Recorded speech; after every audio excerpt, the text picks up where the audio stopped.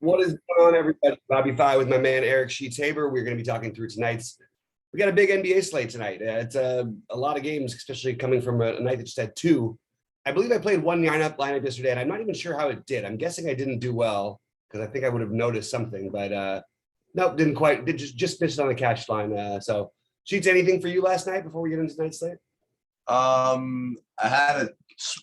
made money in tennis, made money in hockey, lost money. I did play the NBA. I lost money in that. And kind of like you, I didn't even know what I had. I didn't even know, like, I went out, I had something I had to do. I actually ran a tryout for a basketball team till like 9 o'clock last night. So I actually didn't even know what was going on in that first game. And then I came back and I saw that I wasn't really alive for anything. So I really didn't know what to root for. I didn't even care, and just basically and lost. It's what it was. So lost a little bit yesterday, but we have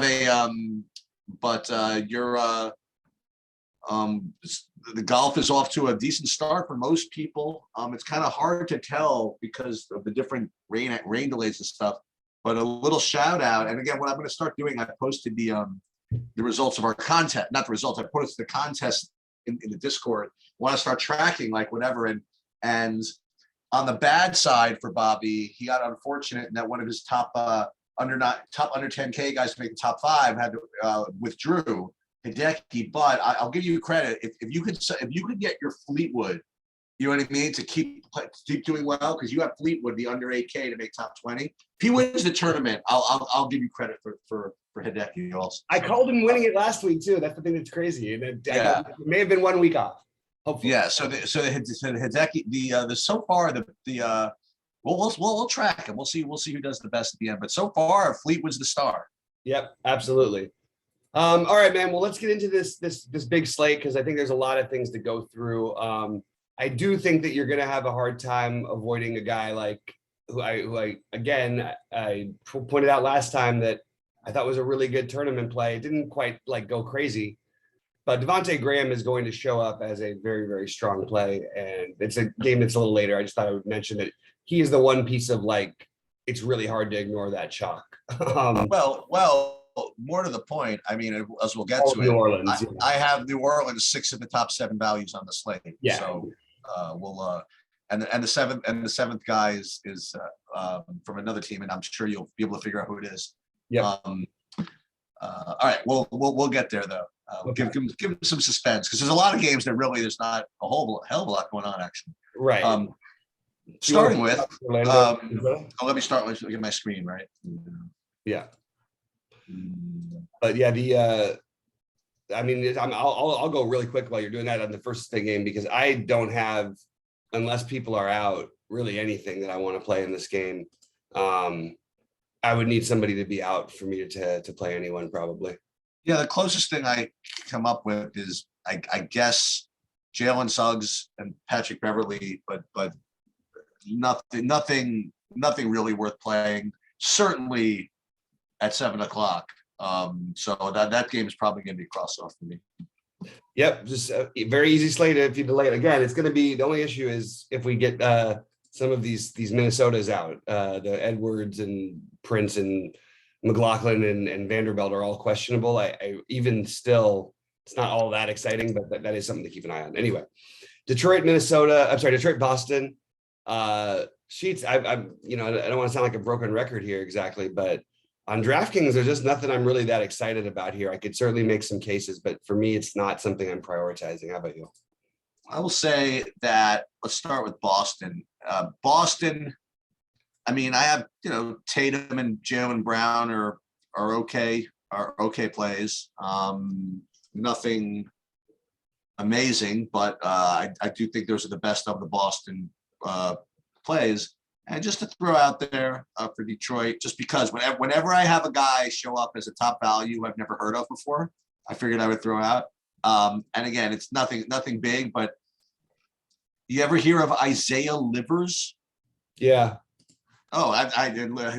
You've heard of everybody. So showing up at a whopping 5.3x on a 3K price tag, which is probably going to show up, which is probably going to be 1/5 of the fantasy points of the 3K guys from New Orleans. So, Right. not particularly, he's not going to get there, especially on this slate. But I will throw in. If someone makes a prop bet for somebody saying, "Hey, I'll bet you who's going to be the highest point per dollar player from Detroit," you probably get odds on Isaiah Livers. So that's Yeah. All right, there you go. I like that a little bit of a weird play. I do think that you could make an argument for Bagley, I guess. I know he just because he had one down game and the matchup is not good, but I mean 5,500, it's reasonable for him starting. I don't think I'm going to do it probably, but it's reasonable. Clippers in Atlanta. What do you got here? Because similar on the similar on the Clipper side, just two kind of better values than the Isaiah Livers, but worse than the New Orleans. I do have your Batum and Amir Coffee as good enough, right? Values. Like if there was no New Orleans on the slate, I would say they would be like kind of the fishy values might have to play. So those are the two guys on the Clippers. I don't like any of the spend ups over there. And then on Atlanta, sure. I mean, you can play Trey every night. So I like that a little bit. We're finally getting projections on Batum that actually feel closer to accurate. He's being projected for 20 minutes. And I'm like, why do they think he's going to play 20 minutes? And they're like, because he's played 20 minutes in the other games and everybody's talking about it. Yeah, you look at this game, I'm like, there's been so many weird blowouts and guys hurt in back-to-backs. And even on a back-to-back, he played 33 minutes the other night. I guess it would be Batum would be the one I was most interested in, but maybe you can make an argument for Coffee. I just don't want to I just don't have a ton of interest here. I think Trey is fine, but I'm not that excited about this. The one guy I could see maybe having that sort of ceiling type of performance, although we haven't really seen it in a while, is Capella. But I think I'm probably just away from this one. Well, hang on a second. So if we're gonna, not to look ahead, but if we're gonna have room to jam guys in, with these New Orleans guys. I mean, I will say that I do have Trey as my second highest rated spend up on the board. I have Luka at the top. But I have Trey rated ahead of those other guys, ahead of LeBron, ahead of Cat, ahead of Morant, ahead of Murray, given price. I mean, at least right now. So it's I don't want to dismiss it. Remember, like you say, when we discuss values, if you're playing them, why are you playing them? I mean, it's so that you can play guys like this. So I'm not dismissing Trey, right? I didn't want to be too dismissive of him. I want to put him in as right now the best play before we get to other guys. Okay. Yeah, that's fine. I have no problem with that. I did want to throw out one more thing that John Collins, we don't really know what his minutes are going to be. It seems like from night to night. And I think that you could take a shot on him for, at 5,900. It's just a little too cheap for his upside, but I agree with you that Trey is probably the most interesting part of this game. I don't agree that he's a better play than Luka. I understand this game has got some more. I didn't say that. I said Luka's the top and he's better than the other one. Oh, gotcha. Sorry. I do like Luka the best as of anybody we've talked about, and I definitely have interest in him. I think Christian Wood probably sits again, which means even at 6K, I think we have to play Sengun. I really do. Okay, have to is a strong word. If Wood is out though, we just saw the upside the other night. I'm not saying he's gonna get 50 every time, but I really think his median projection should be somewhere in the 35 to 36 range. If the game is even remote, even if it's not close, I still think it should be there. So I really like Sengun and Luka. That's my two guys for this game. How about you? Yeah, so I'm surprised you didn't pick up because this is the guy who always shows up for me. The one guy who gets into that value category, except for the New Orleans guys, is I get Maxi Kleber, as I always do, at 3,700. I have him projected about 6x, which and again trying to figure out a reason to play him. With this other value, I will say that of the New Orleans guys, there's only one of them that's power forward eligible. That's fair, and yeah. That would be Najee Marshall. So if you didn't want, and it's probably a good play, but if you don't want to play, for example, Najee Marshall, or you want to play other guys, Maxi Kleber does rate to be, good enough play actually. I do agree. I think Luka's the best play on the board by a pretty handsome amount, and given the fact that you could we'll get to someone else in a minute. Given the fact that you can get him in pretty easily, I mean he's going to be I have only projected 25% ownership. I can't imagine that being the case. I really think that with the New Orleans value, this is Luka I'm talking about. Oh, I can't imagine that with all this New Orleans value that Luka doesn't get jammed in more. But we'll look at it. he certainly does. Um, Like an obvious play, yeah. I agree. I mean, but as we get to these other guys, I might end up not playing them in my big buying because I'm looking at other guys that I might go to. But Luka does rate to be the best play. And then on Houston, yeah. I mean, if Christian Wood's out, I can't give you any reason to not play Sengun.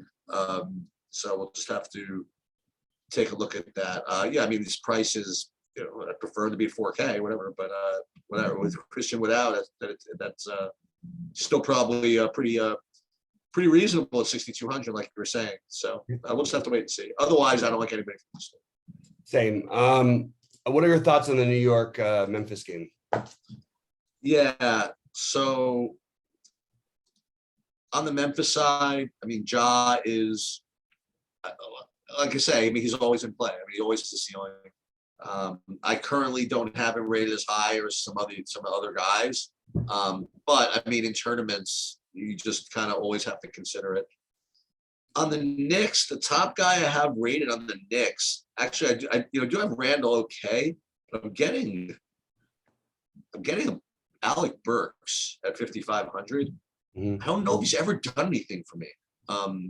He's probably done stuff for other people if he keeps showing up, just in games I don't play him, I guess. I do have him rated as pretty high point per dollar, and it's probably a fast matchup. So I don't know. You want to play Alec Burks? It's a range that I don't think people are going to go to that much at 5,500. I think I think he's going to be really popular. Oh, really? Okay. Yeah. What's going on? Like a bunch of guys out or something? Yeah. I mean, the rotation is basically it's his job. Okay. So like he played 38 minutes in the last game, put up 38 fantasy points, going 4 of 13 from the floor. He rebounds, he gets assists. I think he's a good play on both sides. And I think RJ Barrett is absolutely in play here. I don't know how much of him I'm going to get to. Not usually my favorite guy, but it's been the usage has been so high in the second half of the year. I think I could make an argument for Randall, for Barrett, for Mitch Rob a little bit. I just don't feel overly excited about any of it. I do think Mitch Rob, it's kind of interesting. Like even in short minutes, like look at his last games. I mean, he's put up 35, 32, and 52. And for some reason, DraftKings has moved his price. He was 5,700 to start that. Now he's down to 49 for some reason. I don't know what the hell they're doing, but I do think Mitch Rob is the kind of high upside tournament play that's going to be very low owned that I definitely have some interest in. And then it's really just Ja or Bane for me on the Memphis side. Do you like Ja tonight though? Yeah, he's fine. I mean, it's a lot to pay for a guy with a bad matchup. Like, I mean, both he and Trey, I don't think are especially good plays. I think Trey's fine. I think Trey's the better one of the two. But I mean, yeah, Ja can always go off. It's the thing. If we play him tonight, you should kind of commit yourself to playing him 10% every night because there's nothing special that stands out about this being a good night for him. For me. Okay. Cleveland, Miami for me is a 0. So if you have anything you want to maybe play on this in this game, let me know because I have 0. I want to play Evan Mobley. And I probably want one of Love or Markkanen. Still no Jared Allen here. I think that we can take advantage of this. And this should be a fairly competitive game. I don't care about a bad matchup. I mean, let's just take a look at the last game. I mean, what happened? We have a 1-game sample size, and now it was a great matchup that they had too. But we won 1-game sample size. You had 33 fantasy points for Markkanen the other night. Okay, not ideal, but not bad either, obviously. Evan Mobley put up, what do you have, 55? He's put 55 and 53 his last 2 games. He's 7,200. It's way too cheap without Jared Allen, and I would like to play him. So then the Miami side it's just going to depend on what happens with Jimmy Butler's health. I don't know whether I think I would go back to Bam, I guess, in this spot if Butler's out, but not especially excited on the Miami side. I want to check something real quick. Oh, he's not there. What you got? No, I for whatever reason, I have I have Moses Brown. He doesn't have a projection. Your favorite guy to figure out. You always Right, but I see him in my spreadsheet. I have him on Cleveland for some reason. I don't know if he's traded to Cleveland or whatever, but he's not even on the board today. Okay, yeah, he won't play no matter what. But I Right. mean, I guess there's some path for. Look at some of these guys that they have though. They had. I didn't know Taco Fall was on Cleveland. They have Taco Fall and Ed Davis. They've got a lot of size. Yeah. And that's after Jared Allen and Mobley and Marketing and Love. Like there's Right. a lot of size on that team. Right. They're going sort of everybody else keeps trying to get guards and wings, and they just keep nope. We're gonna double down. We want the bigs. Like we want the big guys. It's pretty funny. All right, Charlotte, New Orleans. This is an interesting game because there's only a 3-point spread. So we mentioned, about New Orleans. How are you sort of ranking this value? I guess is the best way to start. Well, I think that the best play by, I think the best play by a decent amount. I mean, there are two of them is Valanciunas and Devontae Graham. Those are two of the top rated plays for me on the whole board. That would be Valanciunas and Graham, and then then you're picking these values. My top overall point per dollar play on the slate is Jose Alvarado at 3,100. I'm projected for 23.25 minutes or whatever, which is gonna just gonna make him 25 fantasy points. And then there's Najee Marshall, and then the new triple Lindy. We got Trey Murphy the third showing up at 3K. Okay. And then I got the Herb Jones at 4,800, who we play anyway. But I think that you start with I think Valanciunas and Graham are just kind of. I think both are kind of tough fades here, especially with that 3-point spread. I was going to be worried a little bit if it was in a different matchup that New Orleans had to throw out all these guys. But Valanciunas could have a nice game. So I'm looking at his ownership at 20%. I think that's probably got to be higher. Graham, I have about 30%. That could be higher. I don't know.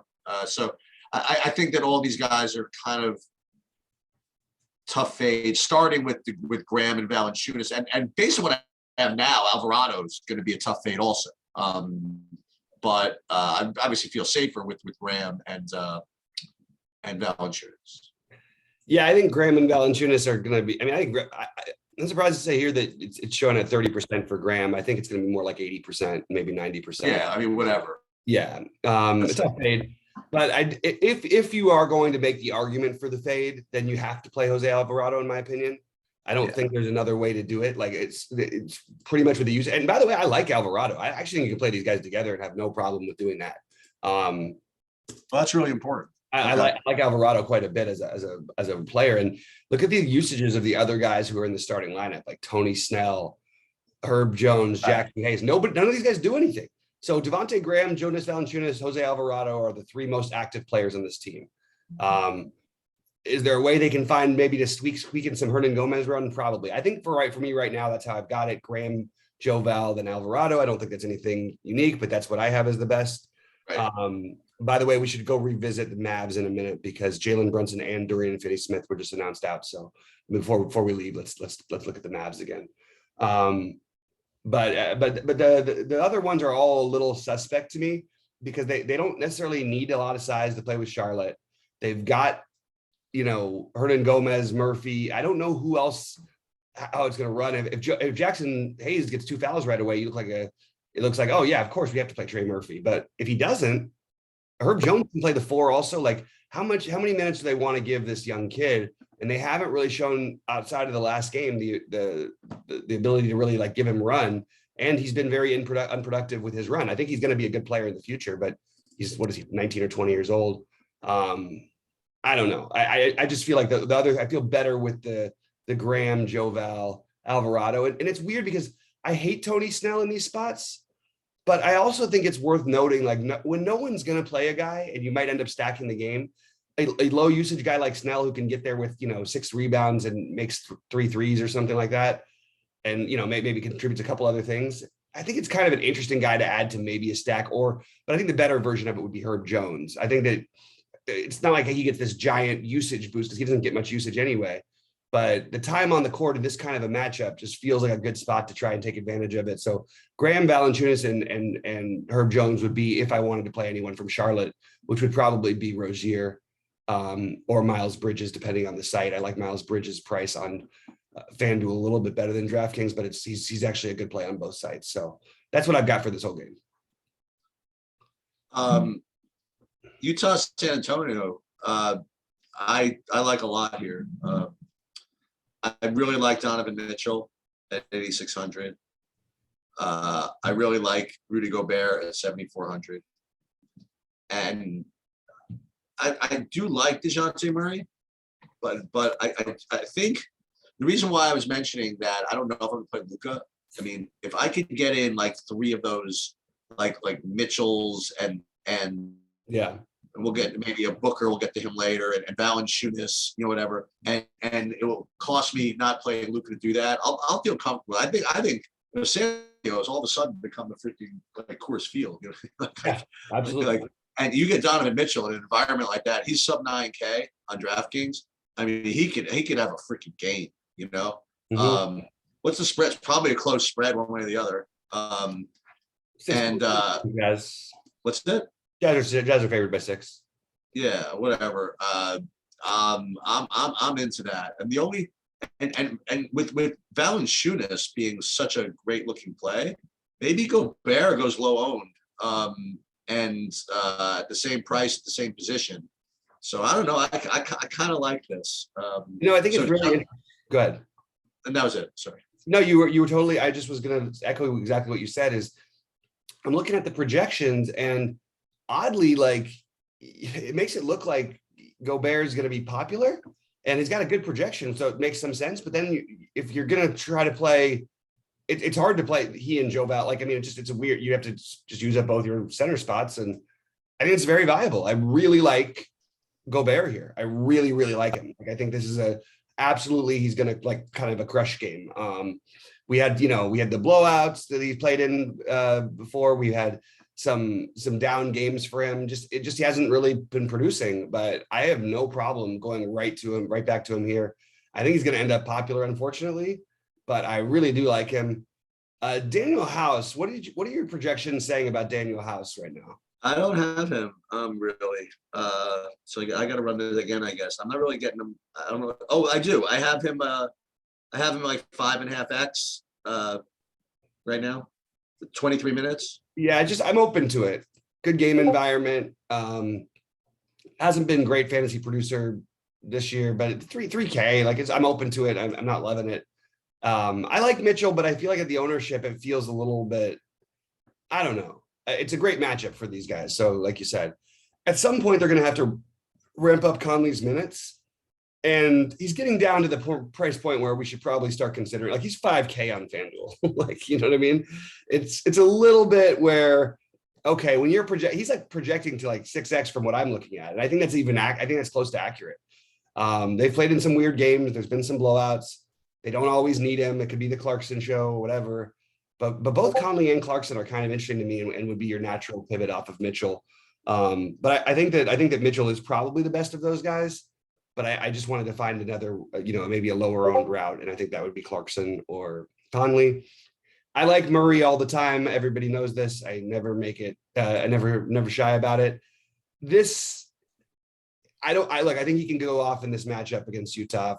Again, their defense is just more in theory than it is anything else. But the fact with good rim protection, like any extra excuse, I don't know. Just I personally like Luka better. I don't think I'm that. I don't mind if you want to run Murray in a stack. I just don't. I don't know. It feels like a lot. It still feels like a lot. 11K is a lot to ask for, even though he's been over 57 4 games in a row.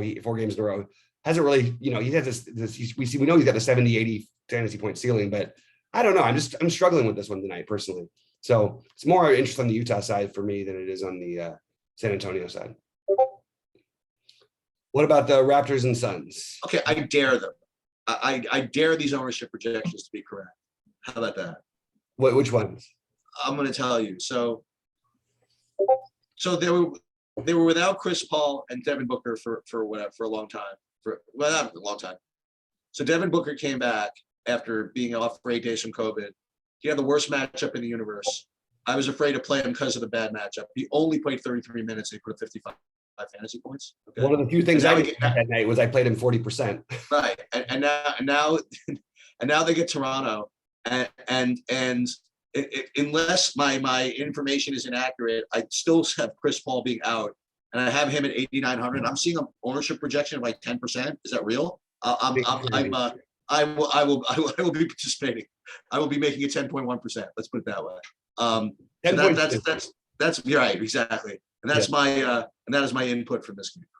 Yeah, I think he absolutely is going to smash. I don't know how else to say it.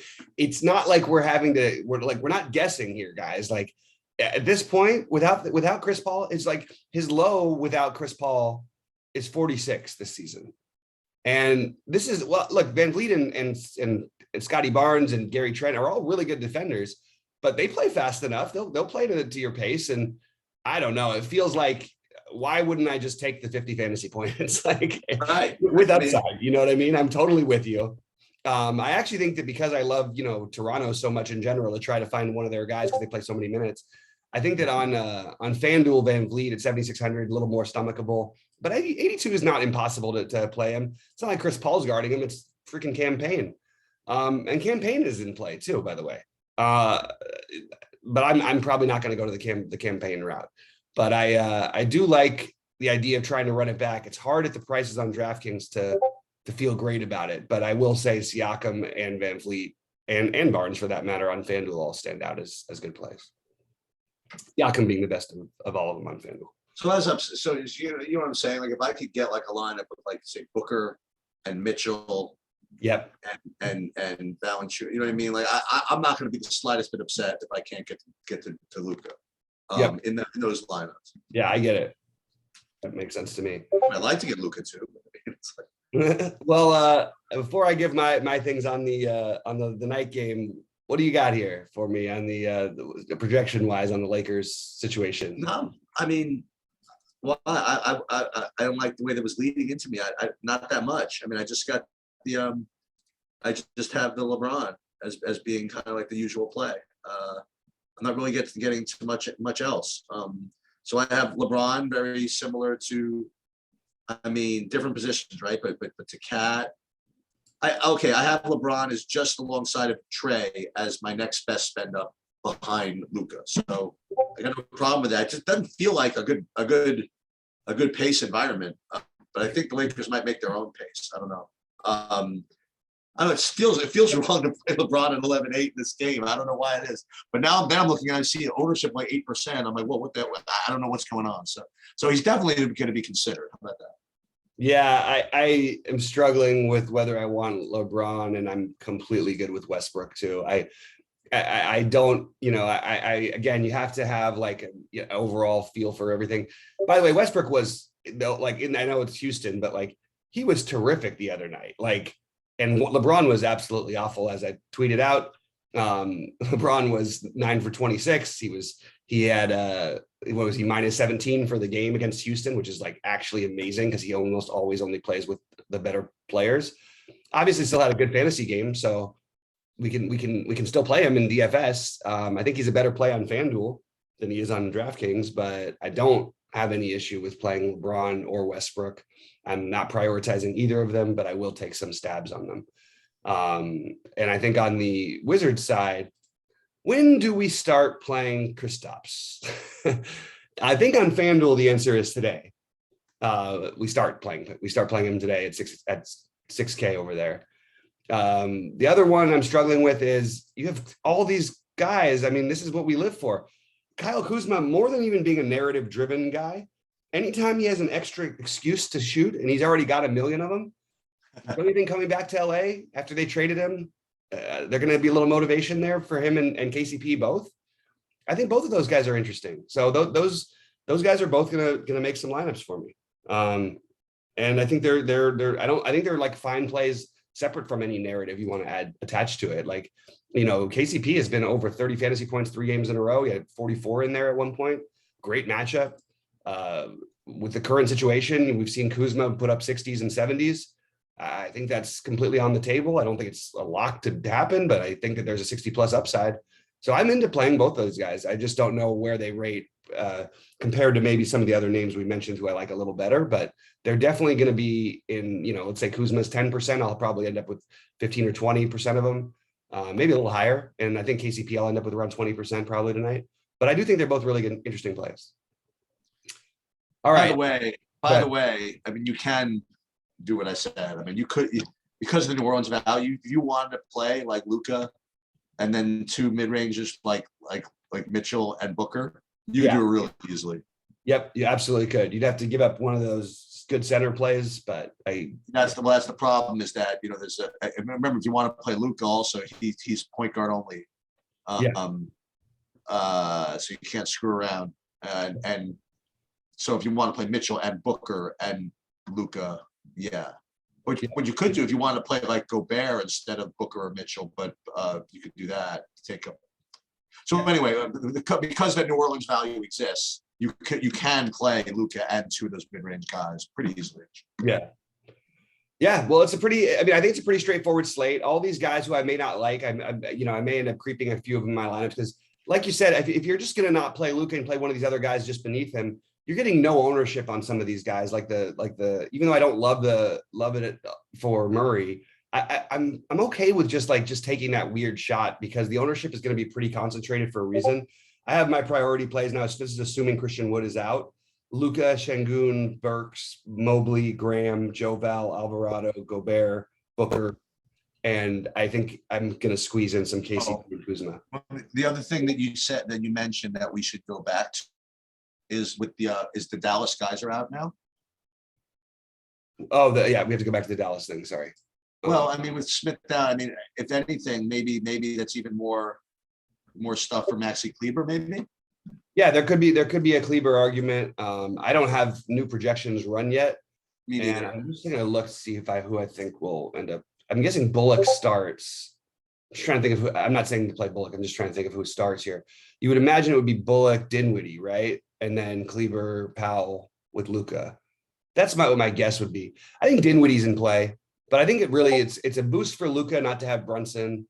It doesn't really matter about the DFS because he's not a high usage guy.